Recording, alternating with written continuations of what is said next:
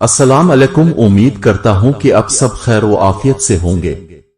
نظرین اکرام، اگر وزن میں اضافہ ہو رہا ہو تو گرم دودھ میں ہلدی شامل کر کے پی لیا کرو۔ لال رنگ کا کپڑا پہن کر شہد اتارنے سے کبھی شہد کی مکھیاں ڈنگ نہیں ماریں گی۔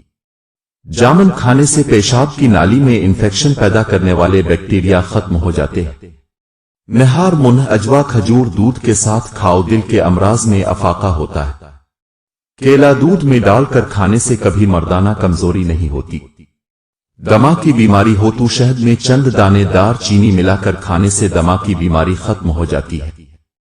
رات کے وقت چائے استعمال کرنا چھوڑ دو ورنہ پیشاب میں انفیکشن ہو سکتا ہے۔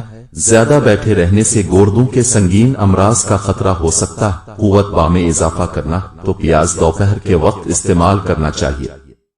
اس کا باقاعدہ استعمال ازواجی زندگی کو خوشحال کر دیتا ہے۔